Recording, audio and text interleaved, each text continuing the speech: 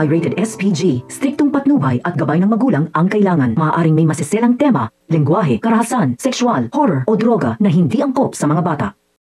Hindi mawala sa isip ni Hector kung bakit hindi magawang barilin ni Ponggay si Tanggol. Kaya gumawa siya ng paraan para malaman ang totoo.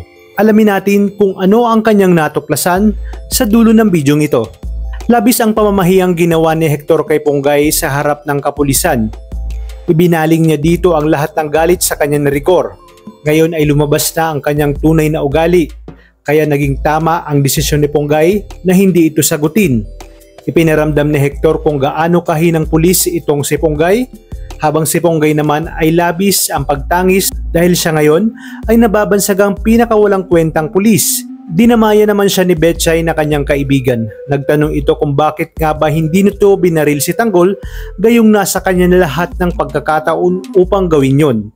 Natahimik naman si Ponggay kaya sinabi ng kanyang kaibigan na sa bagay umano, mga bago pa lang silang pulis kaya may mga pagkakataon pang nakakaramdam pa rin sila ng takot at pinanghihinaan ng loob.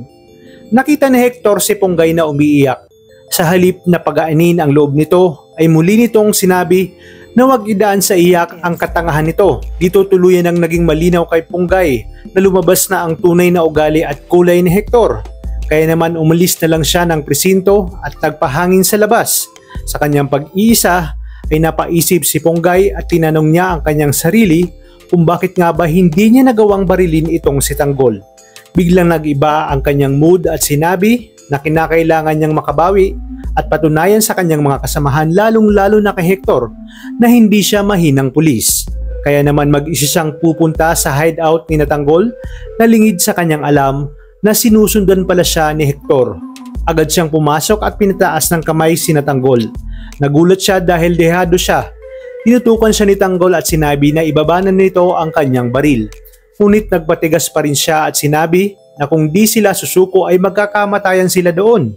Mula sa malayo ay nakatago si Hector at dito ay kinagulat niya nang makita niya si Tanggol kasama ang kanyang papa at lolo pati na ang kanyang mga kaibigan. Tama umano ang kanyang kutob na traidor itong si Ponggay. Agad siyang tumawag ng kasamahan para palibutan ang hideout at naghingi siya ng backup kay Rigor. Habang si Ponggay naman ay tuluyan nang nakumbinsi ni Tanggol at nakita na nito ang sensibilidad ni Tanggol sa sinasabi niya at sinabi nga ni Ponggay na kaya daw pala hindi niya naiputok ang baril dahil may dahilan at may layunin siya. Simula daw ngayon ay makikipagtulungan na siya kay Tanggol sa laban nito. Ipinangako niya rin na wala daw makakaalam nito. Ngunit pagkakatiwalaan kaya siya ni Tanggol sa oras na malaman nilang sumulpot itong si Hector at nagtawag pa ito ng kanyang mga kasamahan. Maniniwala kaya si Tanggol na nahulog lang sila sa pain dahil kay Ponggay o mas paniniwalaan niya pa rin ang sinasabi ni Ponggay na hindi niya alam na sinusundan siya ni Hector? Yan ang ating aalamin sa mga susunod na episode.